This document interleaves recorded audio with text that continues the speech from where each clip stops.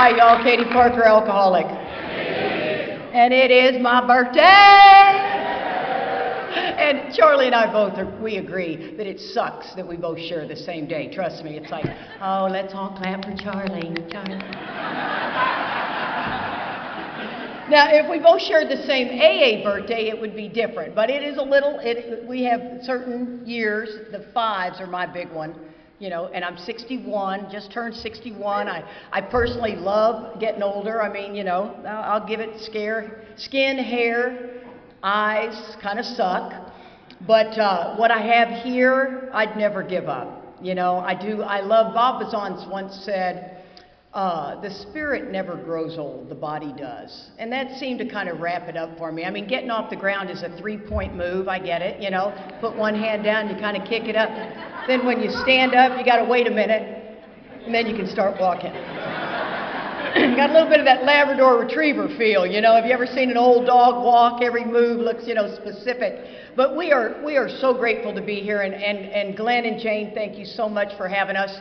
I love you too, and if they ask us to do something, we always manage to fit it in. They're very special people in our lives, and look what has been created at the 2nd annual. That's a big deal.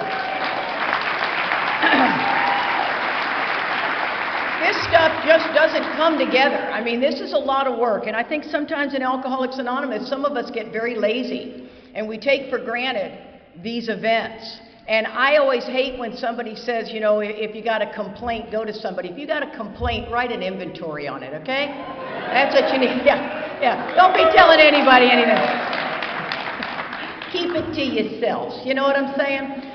Our home group is the Primary Purpose Group. We're from Austin, Texas. We study the Big Book line by line, week after week, and we're in our 14th year. We've been through the book, I think, 5 times, doctor to doctor.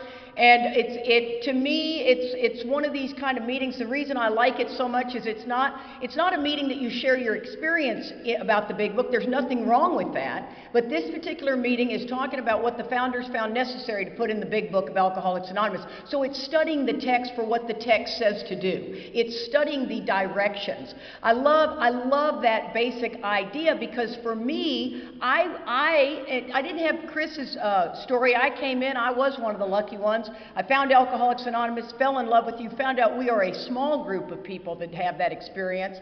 But the truth of the matter is that I came in, fell in love with AA, and that will buy you some grace time.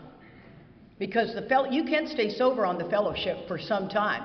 I don't know how long that is for you. Some people it could be 2 years, some people it can be 10 years.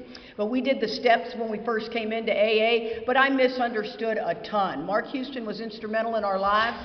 He said, uh-oh, you still with us? He said, hey, that's okay, it's Jane. But Mark used to say, how do you know what you don't know? I mean, that'll give you a brain cramp. I mean, that is, and I didn't know. And sometimes, you know, there's some bliss in not knowing.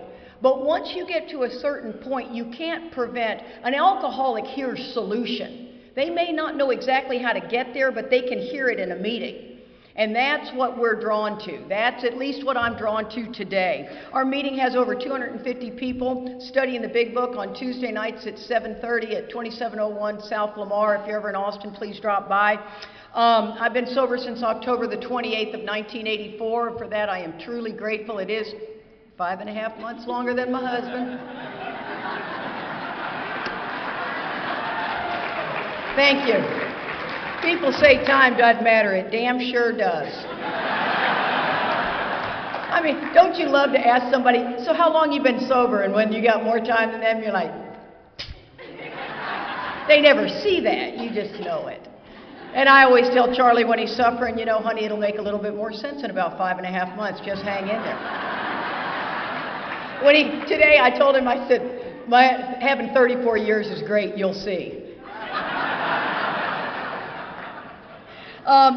Charlie likes to say I'm a little bit like taking a drink out of a fire hose. Once I get started, man, I get lathered up and I'm like down flicka, because I am passionate about the text, passionate about passing on what I've learned. what I have learned in the last 12 years is more than I ever learned in AA, and I think that that's kind of normal. I think, you know, I've talked to some people who said I got it right from the beginning. I don't believe them. I believe they believe themselves. I don't believe that. I believe this is like growing up. I always like to say, and this is my analogy for what it's worth, I think that between 0 and 5 years is like kindergarten, right? Kindergarten, you're at school, or elementary school. So you're at elementary school, you eat in the cafeteria with your same grade, the bathroom is connected to the teacher's room, you're not going far. You know, you got to walk in a line, you know, you don't get to get out of the line, everything's that, right? Then between 5 and 10 years of sobriety, you get to junior high. You got 5 minutes before class, you get your own locker. You're late, you're in trouble. But you still get to, you know, you get to have anything you want at lunch in junior high. And then between 10 and 15 years is high school. You can go half a day. You can drive to school. You're starting to kind of get, I call those your teenage years. You can't tell somebody between 10 and 18 years, you can't tell them shit. Oh, they act like they're listening. No, they're not listening. They're know-it-alls, right? I know because I was one. And then after 15 years on, you're in college and they don't care if you come to class. You're still going to have to pay for it. It's pass or fail. No parents get you out of it, right? And that's what I think sobriety is about. I always say between 18 months and 3 years, the person is still working a program based on the abstinence of alcohol. They don't know anything any more than that because it's such a high. Just doing everything is exciting, right? Going to the grocery store is exciting. Waking up in the morning, oh my God, the sun came up. I wasn't like the vampire at night, you know? I mean, it's different. And then at about 18 months, the ego rebuilds, and they start to get that feeling that, what's it all worth? You know, I've been showing up at my meeting. I get the coffee. They gave me a key, big deal. Used to be a big deal, right? And the next thing you know, between 18 months and 3 years, all of a sudden your home group sucks. You're looking around, it's like, oh, big head Doug's going to share again. There goes Bandana Brian. Always shares 10 minutes before the meeting's over and goes for 15. And what they don't know is what I call the second surrender. That's the third step. I don't believe, and welcome to the new people. Welcome, welcome, welcome. I hope you stay. There's no reason to leave. The only reason you would leave is if you're not doing the work. And, because nothing takes us out except not doing the work. Mark used to say the only difference between me and the chronic relapser is that I did what was necessary. They are will-nots. Not cannots. They will not do what I had to do. And when he said that, he stood firm in his word. Boy, he was the kind of man who, when he spoke, you listened. I was never going to argue with Mark. I disagreed with him, but I wasn't going to argue with him. And that's one of the things I want to encourage you guys. Get knee-deep in the work right away and realize it won't sustain you when you rest on your laurels, which every one of us will do. And this second surrender, see, the rub in Alcoholics Anonymous, the rub in life, is our gift. Be grateful that you're a hypocrite. It's happiness. See, the minute you begin to realize, I'm working with somebody right now, they got some good amount of time, and they said they're low maintenance. That scares me. I don't know a low maintenance alcoholic. I know somebody that's asleep, but not low maintenance. It's a very dangerous terminology. I think long-term sobriety is seductive. We think we've arrived. Book never says we've arrived. It says we will rest on our laurels, but we will never arrive. And so I want to encourage you on this second surrender to open your mind to go deeper and deeper and deeper, because this is all about a deep, intimate, personal relationship with the Creator of your choice. You know, in the beginning we say higher power. Okay, I'm moving past that. Because this is about this intimate, personal relationship.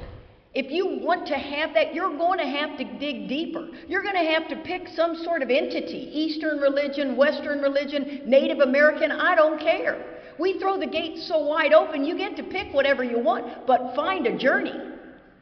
Because the steps are designed to get you unblocked so that you can have this spiritual awakening. They're not designed for the spiritual awakening. Wouldn't that be wonderful? I worked all 12. Everything's good. It doesn't work that way. And that's why we think it does.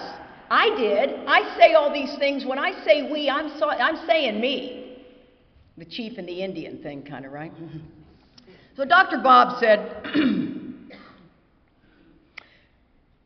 the directions are clear-cut, but every one of us has a different experience. But what has happened in what I call oral AA is that we've changed the directions.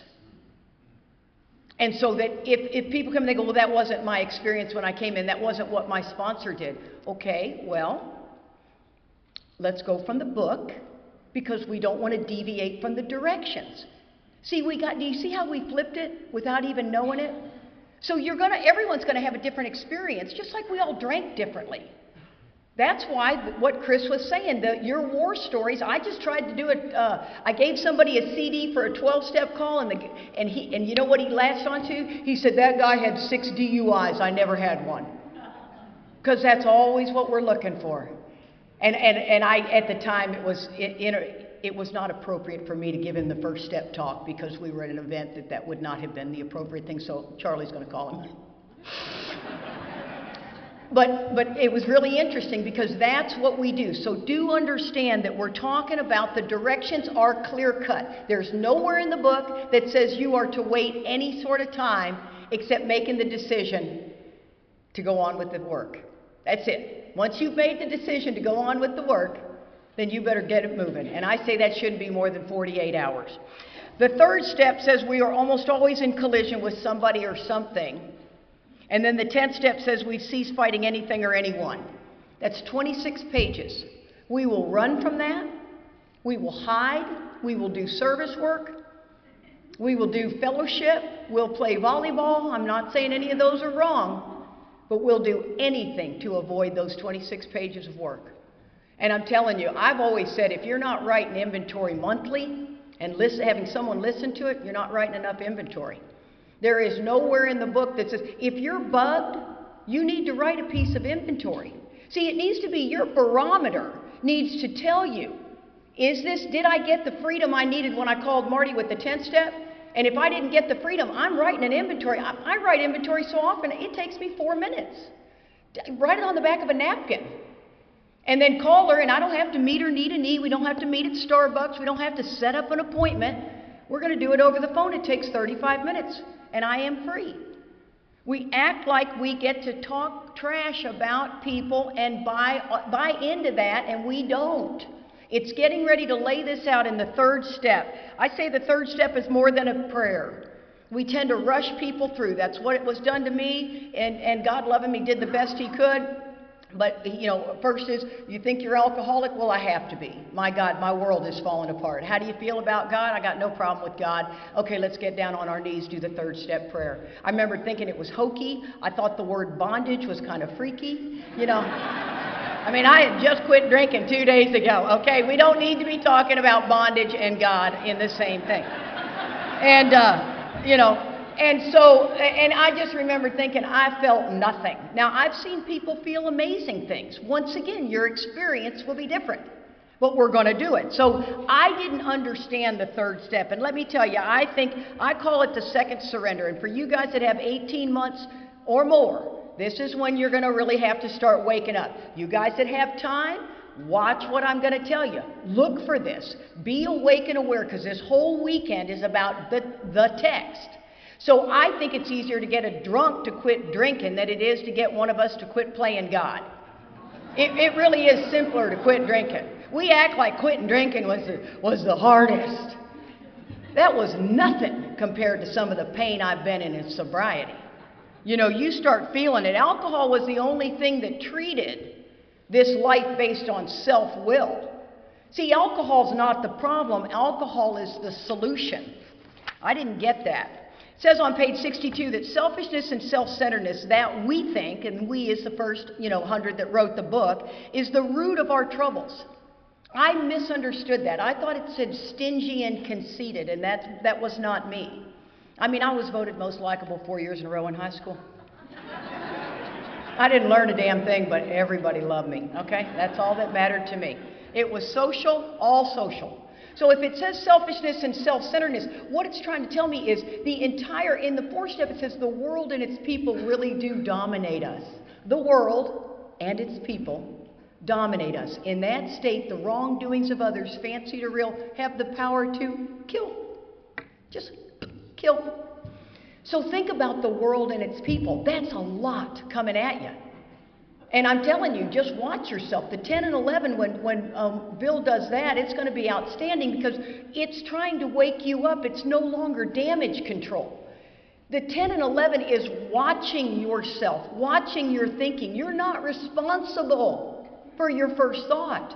You are responsible for anything after that.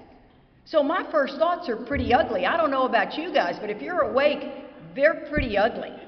And so it says self-centeredness, driven by 100 forms of fear, self-delusion, self-seeking, and self-pity. We step on the toes of our fellows and they retaliate. That's the first period.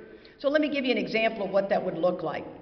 Say you're sitting in an AA meeting, and all of a sudden somebody walks in and they look over at you, and you don't really care for this person. They go,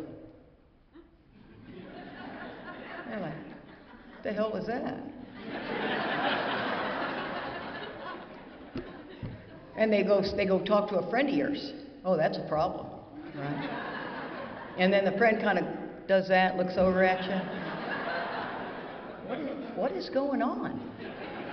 Now let me explain that. That is, all of a sudden I am now driven by a fear.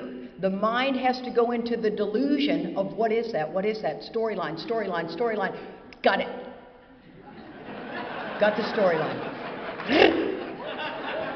Now, I think I know that Bob told Bill what I said about Mary, and that SOB went and told him. That's what my ass. So now I got to go over there and self-seek and find out, and then all of a sudden somebody goes, I didn't tell them what you said. You told me not to tell them. So now I've just stepped on their toes. I've basically insulted their integrity. Because I felt like they went and told somebody that something that's how fast it works. How about an email? How many of you have just opened an email and you go, and you just down the road, oh my God, Facebook. I know a lot of you guys do Facebook. I don't know how you do it. I'm not touching it with a 10-foot pole, you know. But that's what it's talking about. When we are driven, it is like you just go, click. Story. Got it. Got it. I know exactly what happened. And nobody's moving me off the mark. Then it says, sometimes they hurt us, seeming without provocation, but we invariably, which means always, find that we've made a decision based on self, which later placed me in a position to be hurt. When you call me with the 10-step, I'm going to walk the dog backwards till I find where you had that thought and made that decision. And you're going to go, oh my God, I do remember having that thought now. It's become such a working part of the mind, we don't even see it. And then we just take off. See, this is in my DNA. I don't think too much of myself or too little of myself. All I think about is myself. I filter everything through me. Everything. To who's sitting next to me in the line, who's in front of me in the line, who's waiting on the elevator, who's doing this. Oh, here they come. Oh, my God. You know what I mean? I mean, watch the working mind. It is never stopping. On page 60, it says, you know, we were at step 3. And I think what they're trying to tell me between the italics of we are at step 3 and on page 63 where it's in bold print, we are now at step 3, is that they're giving us the many different ways that self shows up for people. And then what's on page 63 is just the affirmation. The prayer is just the affirmation. The prayer is by no means the third step. The third step is basically 2 pages of explaining the different ways that self shows up. Then you write the inventory, which is your DNA, your fingerprint. See, the way I show up and the way you show up may be very different in life. Doesn't make me any less alcoholic than you. It's just that I show up differently. I am a strong personality. I have a very loud quiet. I'm sorry, Charlie's like, you okay, honey? Well, it doesn't feel like you're okay. Never said a word. But you could be what we call the ego turned inward, where you come into a room like stealth, right? Like those drones. Then you up and you're out. And the way you show up and the way I show up is totally different. But it doesn't make us any less alcoholic. So now they're getting ready to break it down as into the many different ways that self shows up. Sometimes people want to make this about other people in other people in the world. We want to normalize our behavior. I am telling you, you go tell your story to the PTA. There ain't nothing normal about it. They're not laughing, okay? They're like this. But we just want to normalize ourselves. Sure, are people self-centered? You bet. The book tells me I am an extreme example of self-will run riot, comma, though I usually don't think so. There's the trap. Me, self-centered? Charlie's self-centered. He's glaringly self-centered, but me, I'm not me. I'm a giver. So it says, which is that we decide to turn our will and our lives over to the care of God.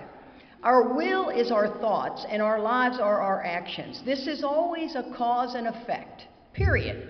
That's why when you're driven by fear, right? Resentment is just fear and drag, right? Let's be real clear on that. Fear is not the root of my problem, though. And see, I think people get hung up on that fear is the root of the problem. Self-centered fear is. I'm afraid I'm not going to get it, then I get it, I'm afraid I'm going to lose it. I'm afraid I'm not going to get the boy, I get the boy, now I'm afraid I'm going to lose him. I'm not going to get the job, my God, I get the job, now I'm going to lose it. It's this miserable game of Pong that we play and we don't even know it because we are driven by the 100 forms of fear. So that self-centeredness that we're trying to get you to is this cause and effect in life. See, if you walk through life and you're kind of cowardly like this, you just kind of cower around and you go, nobody wants to be my friend, because you're a black hole of emotional need, for God's sake. Or if you're just have you ever been around that person that is just super loud? You just want to go, shut up. And you are bringing the heat everywhere we go. La, la, la, la, la, la. And then they go, well, I just can't have close relationships because of that. You have to be willing to see who you are. This is a cause and effect life, root and branch. We have to get down. Most people go through life kind of trimming the branches off the tree. We got to get down to that cause. I love what Chris said that, he goes, when that guy said, are you going to go mess them up and piss them off? I don't want to do that. You see, we have to be willing to change. I am the sheriff of the world. And I know this is going to shock you, it is no longer working for me. I know. And I mean, I'm not picking up stray dogs. That dog can be on the freeway. I am not doing it. I can see violations everywhere. I'm not going to go over there and give them a ticket. I'm just going to keep... my whole life was about throwing flags on the field. Everywhere we went. Now I'm shocked when I actually do it. We were at a conference, the whole conference wasn't quieting down, I couldn't believe it, and it was just killing me not to get up there, I as a guest speaker, and go, hey, shut up and sit down. This is an AA event. We are losing control here, people, losing it. And I leaned over to Steve was there, Steve Lee, and I go, I just wanted to let you know I'm not going to get up and do anything. And he goes, I am so proud of you, thank you. And I loved it. John got the taper, and he goes, people, we are trying to have a conference. And my biggest fear, when I wrote that inventory several times, when I finally got down to what was the fear was, if not me, who? Who's going to straighten out the world?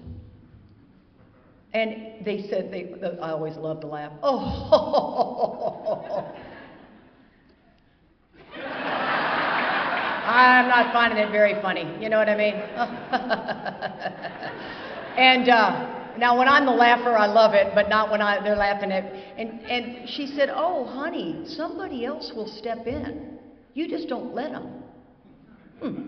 Never considered that. Now, I will tell you, I am still the cleavage police. And I've not, in AA, I've not seen any violations today, but I am on the lookout. And you know, the reason I do that is I don't march over there and shame any girl. I would never do that. I just go over there and go, oh, honey, let me tell you something. I said, you got under boob, side boob, you got all but the nipples showing. And let me tell you, I mean, you can get laid in AA. You don't have to be wearing that to get laid in AA. You could wear a potato sack and get laid in AA. And I said, but what happens is, you know, you turn the guys on and you turn the women off. You know, I can promise you, if you got a bunch of boob coming at me, you're not going to be talking to me if my husband's standing there. You know what I mean? I had a conversation with a girl one time. I said, oh, I can't even talk to you. You got so much boob. You know, it's like, good God, you know, we got to get you in that right direction. And so this cause and effect, right? This problem in AA. Or not the problem in AA. Let's get off the cleavage. Okay, so I swear to God, I have been up since 5. I have reapplied my makeup about 19 times. I swear, I was looking in the mirror going, just fluff the hair again.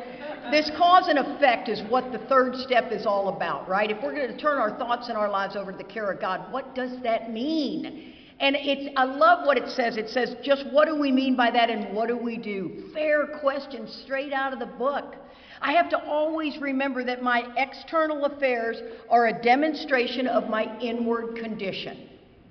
So whatever I'm doing out here is always what's going on in here. This is an inside job. See, life is not coming at me, it's coming from me.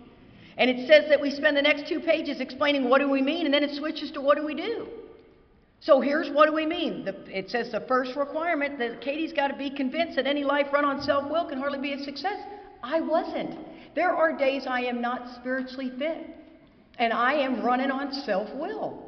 I'm delusional to think I'm not. Oh my gosh, I have been so disjointed the last 2.5 weeks. We've had some tragedy in my best friend's family that was horrific. I had to fly out there, then I'm coming here. It was my grandson's spring break, and I just found myself throwing all my disciplines away. 8, 10, 12 days of that. Let me tell you, I'm edgy. I'm edgy. You do not want to see me in a grocery store. I hate grocery stores anyway, and I swear all I'm looking for is violations. Move that cart. Go faster. It's too tight of an aisle here. Who put those stupid potato chips over there? For God's sakes, we got mayhem. And now I can always tell when I'm not spiritually fit by my driving. I got to drive past you. I would never shoot you the finger anymore. I'm too spiritually fit for that, and almost got my ass kicked, so I'm not doing that anymore. That did help when he physically got out of the car, because I got out of my car. It was a bad scene. I don't have enough time to tell you. I'll tell you that on another CD. Okay, so, but I will drive by you and give you the stink eye. And I swear this woman was about 110, and she goes like this. I thought, oh, I'm not doing well. Not doing well at all. So when I come into Alcoholics Anonymous, you want me to lay down the only tool that's been working. And Charlie said his self-will didn't work that well. Well, mine did. I have a whole storyline of leaving home young, making it through high school. I can talk anybody into anything, and I still can today. You really want me to set that tool down? Not always, not always. Then it says we were almost always in collision with something or somebody, even though my motive is good. Oh, now see, so now what we're trying to do is wake you up to behind kind motives. You see, we come into AA and we teach the new guy integrity and dignity and honor and respect. These are crucial things to teach. Crucial.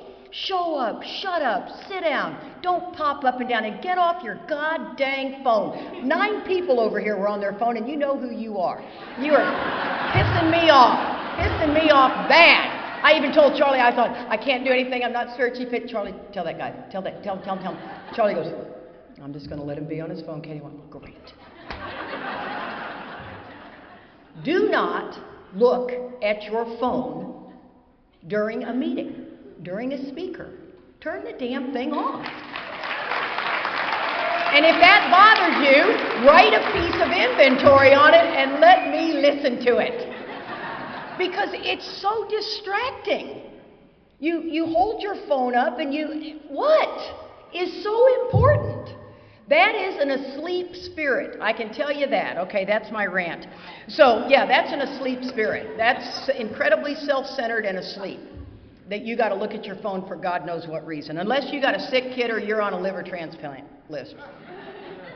And that's it. So when we're talking about these kind motives, so now all of a sudden we've been given these kind motives, and some people say, well, just check your motives. Be sure your motives are good. Let me read that line again. We are almost always in collision with something or somebody, even though my motives are good. You see, if I have apprehension anywhere I'm going, I better run it past my sponsor who knows me better than anyone, because she's going to say, now, Katie, hold on just a second. Weren't you telling me da-da-da-da-da-da-da? Yeah. Okay, so, even with sponsees, you think you can come at them and just give them one of these. That's the worst approach in the world. I think we really need to come at this with understanding and effectiveness. And if you've been dating the same guy forever and you're calling me 90 million times, I'm going to say to you, this is not new information. We've been down this road before. However, till you get connected to the power, you can't leave him. I know you want to leave him today. And we're going to go through this same merry-go-round. And you're going to go back to him for the 29th time. Because you're not connected to the power. See, your work is not just constantly doing inventory. You must take that vigorous course of action through, or else you won't get it. You will not. It's the same power that we had to have for not drinking. This is exactly what this is talking about. It says, I always like to say, I don't know I have a kind motive till you don't do what I want you to do. All of a sudden, I'm just a sweet person. I'll let you in traffic. I kind of need you to give me one of these. Have you ever done that? You let them in, they don't even look at you. And then they let 3 more people in ahead of you. Hey. Oh, Miss Goodwill Ambassador up there. Or you hold the door for somebody. How about this? You hold the door for them, they're on their phone, they never even looked at you. I just want to kick their leg out. Those thoughts go through my mind. Or this one's one of my favorites, is where we alcoholics are so funny. We'll pick up some trash, but we want to pick it up and kind of do this.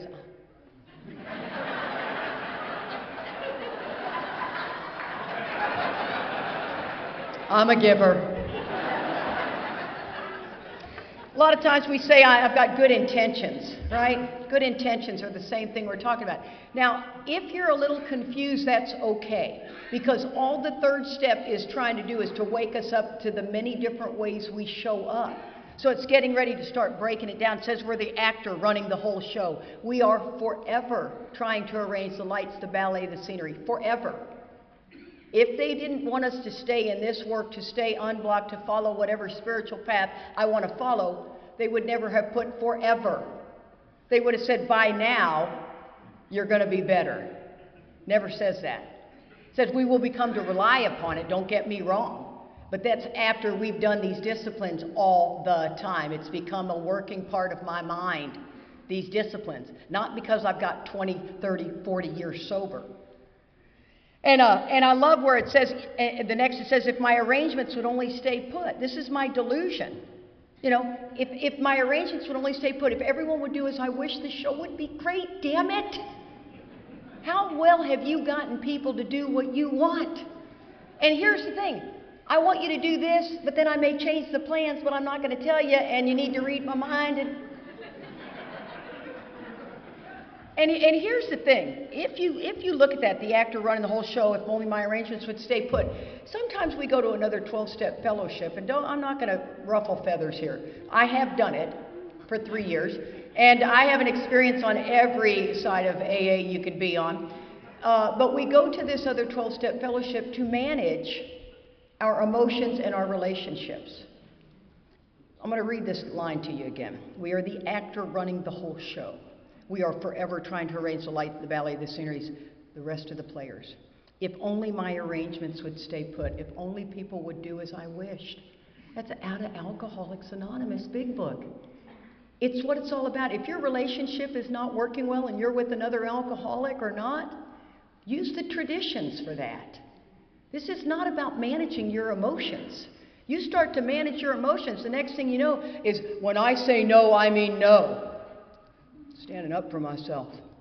Oh, how's that working for you? Bet you're saying no a lot, right? I don't have to do that. You'll start to do all kinds of things. It says on the bottom of page 19, top of page 20, viewpoints and respect for other people is my guiding light. As an ex-problem drinker, my very life depends upon the constant thought of others and how I may help meet their needs. There's no shimmying around that. You know, I'm just saying that's really, really the tough one there. Here's the toolkit of self-will. In trying to make these arrangements, our actor may be kind, considerate, patient, generous, even mean, which, as I like to say, just a giver, or mean, egotistical, selfish, and dishonest, however the case may be. I like to use that example. Charlie and I, we travel a ton, as most of the speakers do, and you're in a lot of airports, and you know how to bust a move. Charlie and I could work an angle in an airport. Anyway, I could get into the cockpit while they're flying the plane if I wanted to. You know what I mean? I have all the confidence in the world in myself in that area. And but we're always working an angle. We fly a lot of Southwest, and so everyone at the airport, Charlie and I are exactly alike. There's no yin and yang. We're the yin and the yang. We're a lot coming at you.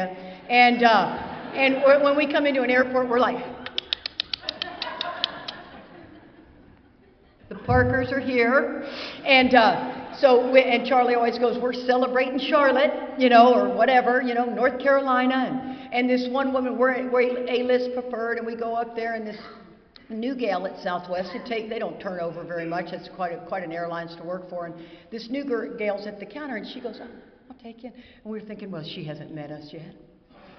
So we get up to her, we're like, hey, yeah, we love Southwest, la, la, la, la.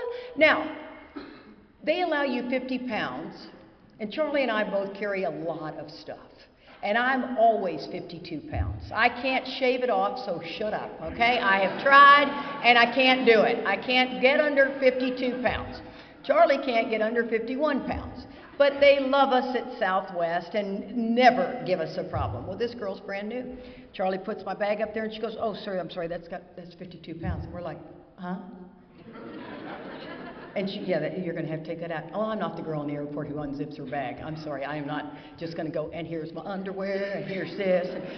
And so I go, really? And I reach down in there, I pull out my curling iron, right? And I take my curling iron, I put it in my carry-on bag over my shoulder, right? The cord's hanging down, and I am pissed. Charlie puts his bag up there, and she goes, sir, yours is at 51. And he goes, really? Really? He reaches in his bag and he pulls out a loafer, right? And he's sticking his loafer shoe in the top of his briefcase. And there's no more Mr. and Miss Nice Guy.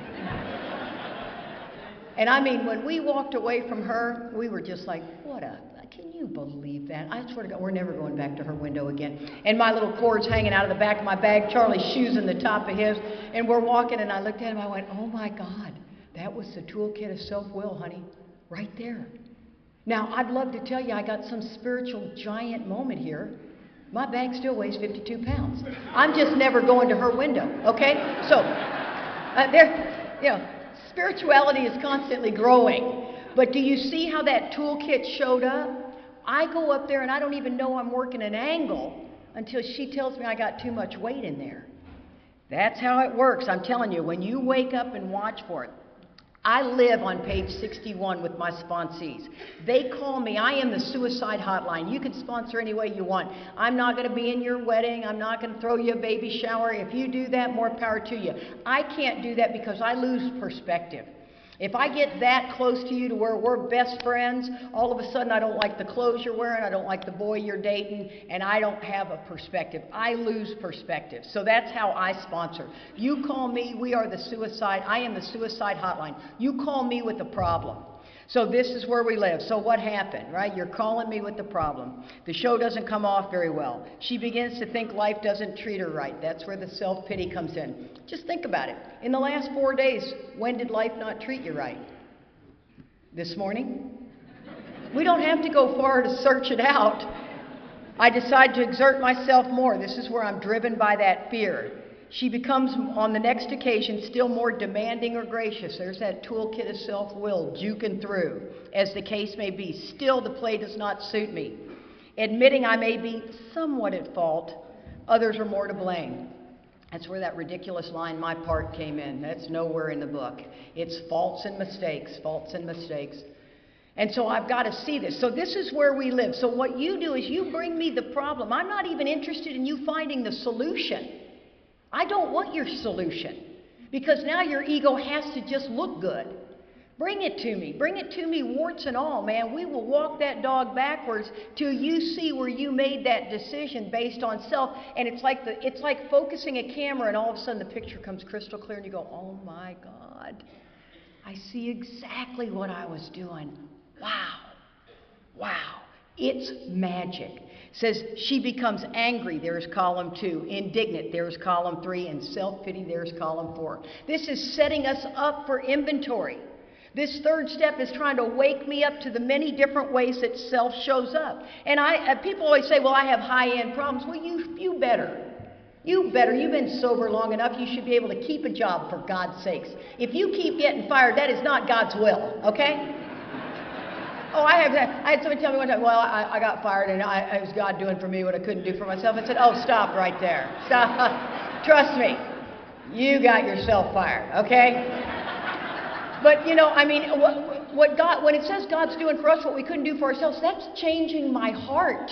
That's what the book's trying to imply that is that I have become somebody with compassion, sincere compassion. When I can see that I could be either guy in this play, I am on a spiritual journey. I am spiritually fit. When you piss me off, and I immediately see that I could have been either person in that play, and I no longer take it personally. Now that's when I am in good, fit spiritual condition. Today, not so much. I said the fifth reapplying of the makeup, I looked at myself and I went, oh, for God's sakes, 8:30, I've been up since 5. Get back to this being a privilege. It's a privilege. That's the truth, you know what I mean? I mean, it's like, Candace, you know what I'm talking about, girl? Yeah, okay, that's my sister over there. And then it says, so what's the basic trouble? Is he not really a self-seeker even when trying to be kind? I had a good motive. I was just trying to be nice. I was just trying to be helpful. Right? And I love this new term that we use. It's like, well, I'm just a real people pleaser. I'm like, oh, Okay, well, listen. Why don't you bring in all the people you pleased, and let's line them up against this wall over here. And let's ask them how much they enjoyed you being in their life. What you are is an approval sucker, right? You're the chameleon. Oh, I like that. No, I don't like that. Is that what we like today? What do we want to, you know? Oh my God. And then I love where it says, is he not a victim of the delusion? Now this should be, you know, I give some people grief. They tattoo acceptance and, you know, spirituality and this big bold print on their arm. And I'm like, really? So when the shit's hitting the fan, you go, okay, acceptance. That's what I got to do. This is what should be tattooed on your arm. Is he not a victim of the delusion that he can wrest satisfaction and happiness out of this world if he just manages well? Well, let's break that down. Is he not a victim? Out of the 1932 dictionary, we use that to study the book because the words meant they were different back then. Victim means tricked or duped by your delusion. Wait till you hear this one. An impression that is firmly maintained despite being contradicted by what is accepted as reality. Typically a symptom of a mental disorder. Yeah, there's no denial here. This is delusion. That I believe it no matter what you say. You could even prove it to me, and I don't believe it. That's what a delusional mind does. And then it says can wrest, which means to seize by force, satisfaction, being right, and being happy. You see, when somebody says, would you rather be right or happy, that statement makes me crazy. I want to slap you. I really do. Because I'll tell you the right answer. But I want both. I want to walk away from this. When Charlie and I are in a fight, I want to walk away right and happy. It says the victor only seems to win at war, although his moments of triumph are short-lived.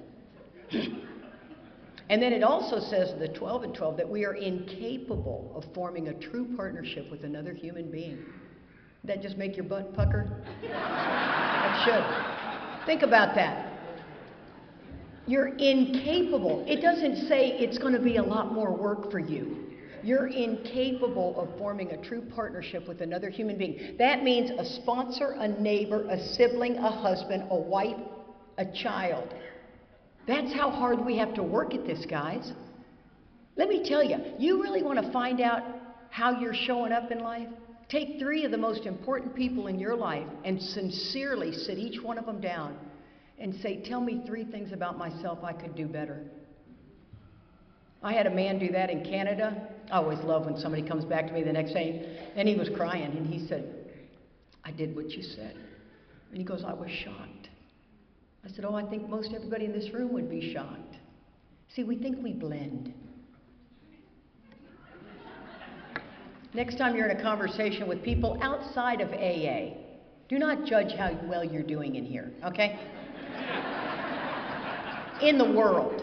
The next time you're in a conversation, look for this. When you're saying something and they go,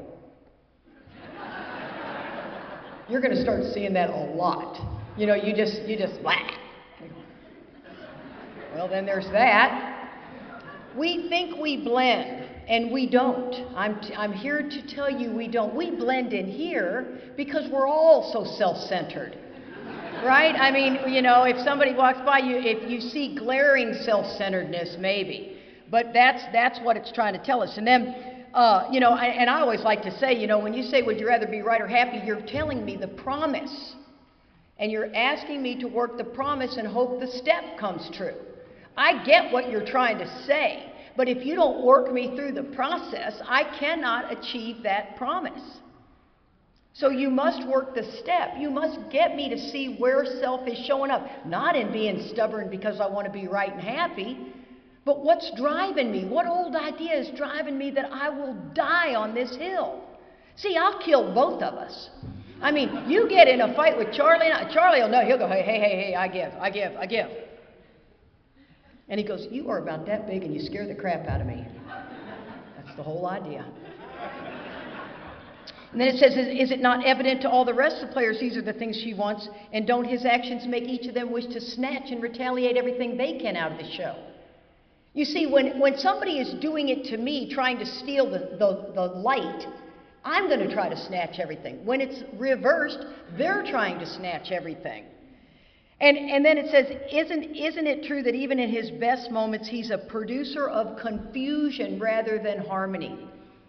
That is exactly what we look like. Everything's fallen apart. This isn't what I meant to have happen. Then what happened here? I want to hear your take, but I'm going to give you my take on it. I want to read this 10th step, and I'm not stepping on your toes, Bill. This is a 10th step that will give this 3rd step some meat, okay? Because this is what this is going to. You're going to do 4 through 9, right? That vigorous course of action. Do that house cleaning. And then you're going to live in the disciplines of 10 and 11, which is 10 is really 4 through 9 condensed. So you never really get at them. I don't care if you call it a 4th step, a 5th step, 10th step. I don't care what you call it. Just do it.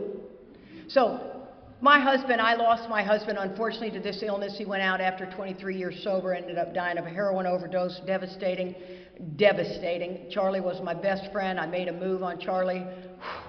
Obviously, we got past that, but when we first kissed, we were banging teeth. He was coming in hot. It was really, wow.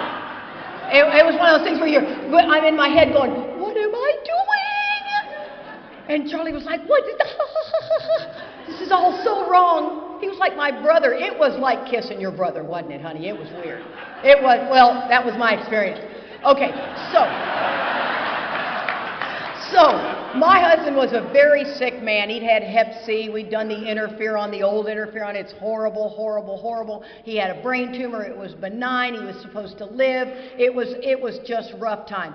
We were raising a family. He used to let me, when I was at the doctor's office, and I was the sheriff, I'm in untreated alcoholism. I'm 15 years sober. And I got my pad and paper in that doctor's office, and I'm talking.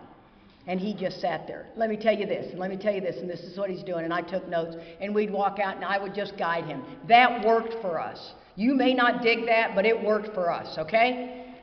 That does not work on Charlie Parker. So when we go into the doctor's office, He runs the show. Now, I don't get to run the show, and that took quite a bit of time for me to get my brain wrapped around that. And he walks in and he's like this, "Hey, Mary, how's the kids? They still playing ball?" I'm like, "Oh my God, we got 15 minutes in this doctor's office. Come on, let's get this shit rolling, okay? We gotta, this is it. These doctors don't want to sit there and visit with you for an hour and a half. You know what I'm saying?" Charlie has a little throat scare, a little cancer throat scare. He's one dysplasia away from having cancer. But we got to go get his throat scoped every 3 months for the last, 6 years. Okay, so we've been doing this. Well, this day I'm not very spiritually fit. Okay, suck it up. There it is. And I'm not very spiritually fit. We make a whole day of it. We leave at 6 a.m. in the morning. Our appointment's at 8:30. It's 70 miles away. We go to our favorite breakfast restaurant after the doctor's office. Then we go to this little shopping center. We have a blast together. That's what we do every time, every 3 months. Well, this particular day, I don't know I'm not very spiritually fit. I don't know. Because it's like a straw when it breaks. Are you with me on that? And then all of a sudden, you're even shocked that you're behaving this way. You're like, and it's like slow motion. And you're just, oh my God. And so she comes in and they ask the same questions before they scope, and they say, "Have you been using much nose spray?" And he goes, no, he uses nose spray. I swear to God, every 5 minutes. We were doing a big book study. You'll hear it on the CD. He's having a conniption because he can't find his nose spray. Somebody from the audience has to bring him nose spray. I have it documented, people. And it was like dope. So now we have a prescription to it. Thank you, stupid man in the audience. And then they say, "Do you clear your throat very often?" He clears his throat all morning long. I mean, just and he goes, no. And I'm sitting over there because I have to be quiet. And she walks out, and I look at him, and I had it. And I got up, and I said, "You are a big, fat liar, Charlie Parker." And he came out of that chair like the Incredible Hulk. He goes, "Get it!"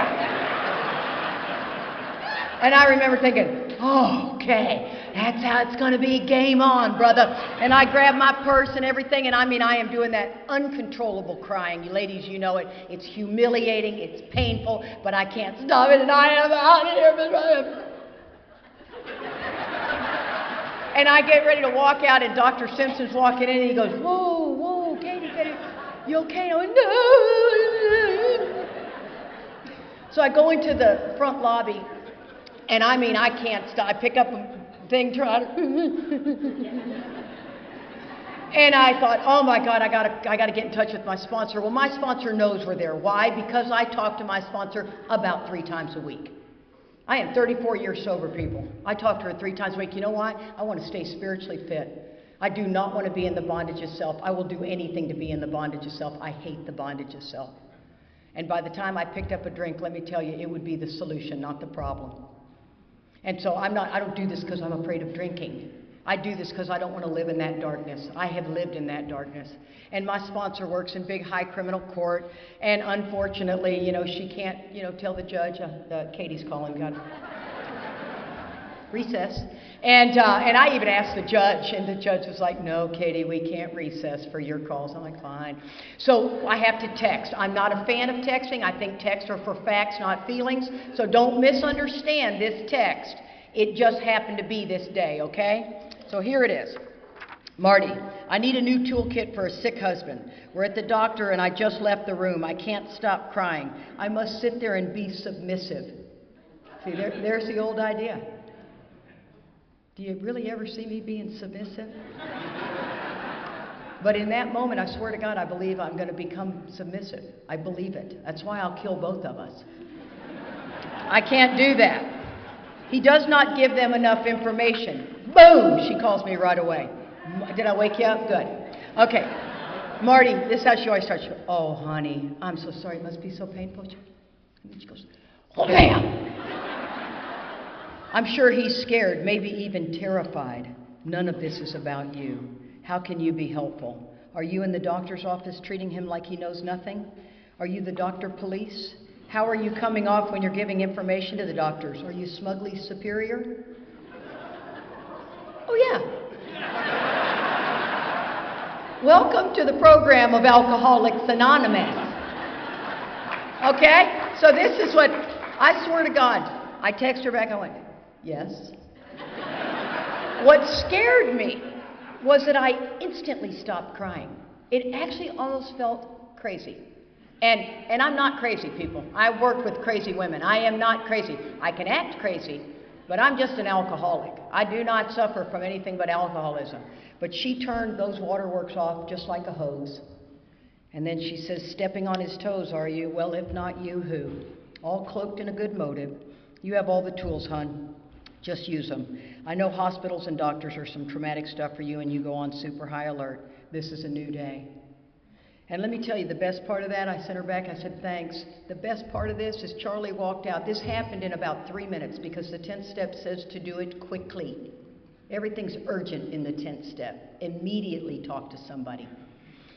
And he came out and he goes, Katie, please come back in. Had I not done this, you see, my pride will not let me walk back in. My feet are in concrete. That's what I got for him. I'm not doing it. And then it would have been miserable. That's the bondage of self. Instead, I went over there and hugged him.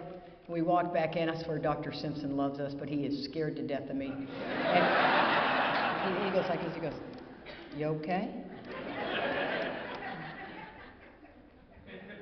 So that's what I'm talking about, guys. This third step is waking us up to the many different ways self shows up. And that right there, I was completely free. I was so free at that moment that when we stopped at the mall, I called my son, because I ride my son pretty hard. I don't like the way he takes care of his health. I don't like a lot of things that he does as far as health-wise. And I'm scared to death I'm going to lose another one of you god-dang men to not taking care of yourself. But then it seems I'm the one in the ambulance and not Charlie. So don't even go there. But and so I called my son and I said, you know what, sweetie, I realize I think I'm really riding you too hard when I need to be supporting you. And I started crying because that's what I do when I talk to him. And he goes, Mom, don't ever stop riding me. And I just thought, oh my God. You know, it woke me up to, let me see where else I'm doing this. I don't want it to just be like this, guys. I want my world to open so broad that God can shine through me, that I can have this incredible compassion. And I love where it says, so our troubles we think are basically of our own making. Right? So if I want to be free, the problem has got to be me. They arise out of ourself, and the alcoholic is an extreme example of self-will run riot, though he usually doesn't think so. Extreme example, not just self-will. It says many of us had moral and philosophical convictions galore, but we can't live up to them. You see, you can't just change your mind to do better. It doesn't work that way. The same way you couldn't change your mind to quit drinking. This is all being connected to the power. I'm merely the vessel to help you get connected to the power. I am not the power. But if you don't get connected, you can't do it. It says in the 11th step to pause when agitated or doubtful. Pause, ask, remind, and say. You see, this is a working part of the mind. That is a promise. You have to pause the first few times on your own, but then it becomes a part of the spiritual growth. You will become to rely on this, but these disciplines must be done. I have a 10-step CD out there of Mark Houston, 10 and 11. It's my favorite. It woke me up. Bill will wake you up this weekend. Don't miss what we're talking about, the depth of these disciplines. Not every day is it going to feel good. It'd be ridiculous to think that prayer and meditation every day feels like you just levitated. You know what I mean? No, it's like whatever, but it will get there. And it says, when it says moral and philosophical convictions, I got to tell you, in sobriety, my kids are 10 years apart. I had never been slapped in the face. I've never been hit before as a woman. I know that shocks some people, but I hadn't. And I know, it shocks me too. And I wasn't bobbing and weaving either, okay? So I never have been. And but I spank my kids. I'm okay with spanking. I'd spank you in the line at Disneyland, man. Up, whop, whop, whop, whop. I'd take you on down. I got no problem with spanking. But I slapped both my children in the face in sobriety. And they're 10 years apart, so it was at two very different times. No one was more shocked than I was. Did it one time to each kid. When I did it to the first one, I would have bet on a stack of Bibles I'd never do it to the next one. And I couldn't believe it. That's what untreated alcoholism looks like for me. When I'm walking around and I'm not treating my alcoholism with these steps every day, 10 and 11, disciplines of 10 and 11, 10 and 11, 10 and 11, doing the work in 12, 10 and 11. Then I'm not doing it, and I am liable to just drift. And then it says, I like to say self-knowledge or awareness, whatever we want to call it, you got to be doing it, is important to see what's driving me, my values, my old ideas. It's all in that third column of a 4-column inventory, or in the self-will of a fear inventory, or in the harms to others in the conduct from the sex activities, or just your conduct. It's all in there. Otherwise, you go to self-reliance and then you try to fix it on your own. See, this self-reliance will always fail us when we want to get what we want to get. We may get something and wish we didn't get it.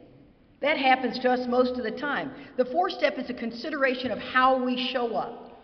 That's what Charlie's going to do a beautiful job of that tomorrow. It says, though our decision was a vital and crucial step, this decision, this 3rd step decision, it could have little or permanent effect unless at once followed by a strenuous effort to face and be rid of the things in ourselves which had been blocking us.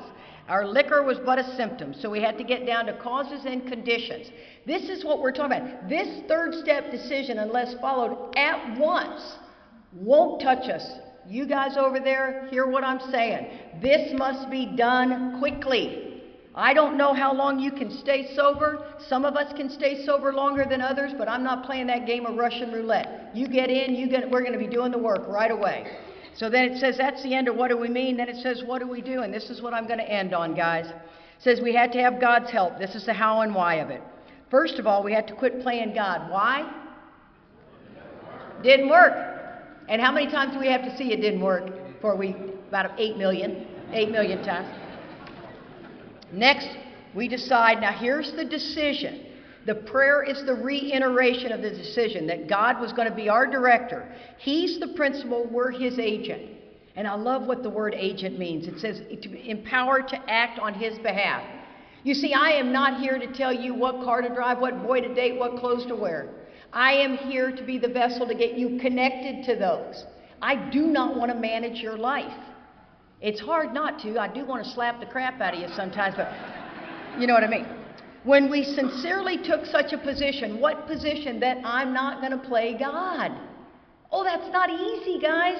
It rolls off the tongue, but it's not easy. All sorts of remarkable things followed. We had a new employer, being all-powerful. He provided what we need. Here's the terms of the deal. If we keep close to him and perform his work well. In order to keep close to him, I got to get close to him. In order to get close to him, I got to get unblocked. You cannot get close to God just by reading spiritual literature. It's like chicken soup for the soul, AA. Little sticky note, you're beautiful. Yeah, I love you. I'm not saying those are bad practices, but they won't touch me when I'm not doing well. I've got to. And then in order to, it says, and then take care of, basically perform his work well, take care of his kids. These are not too hard of terms to follow, guys. As we felt new power flow in, as we enjoyed peace of mind, let me tell you, we are being robbed of our peace of mind every day with electronics. Well, myself included. I can fall into Pinterest and watch one more kitty video. Oh my God. But I'm telling you, electronic devices are robbing us. You think about how many times you look at your phone a day. What would happen if you turned to God every time? Said, no, I'm not going to do that. I'm going to just say a little prayer. It's amazing little things we could do. The rabbit holes that we go down electronically. There's a game called Candy Crush. Get it off your phone. That's like smoking. It's a tough one. And binge watching Netflix. Just binge watching. Try to watch one episode, okay? And turn off the TV. It's flippin' recorded, okay? And we will exhaust ourselves at night. One more. As we discovered we could face life successfully, these would be the promises. As we become conscious of his presence, fair questions to ask yourself. Turn statements into questions. Do you feel God's presence? This is about an intimate, personal relationship with the Creator. It is a love affair. Are you having a love affair with the God of your understanding? I am. I love it. Open that path. Am I like that every day? Of course not. 90% of the time, yes, I am. I'll take it. And it says, as we become conscious of His presence, we begin to lose our fear of today, tomorrow, and the hereafter. We were reborn. Praying for God's will is easy, but accepting God's will is not so easy, guys. I'm telling you, I'm here talking to middle management. I mean, the new guy is clearly the blood of AA, but without the oxygen, you will not make it. If you're not in the book, please get in the book, and if you are, I'll see you on the fire lines. Thank you very much.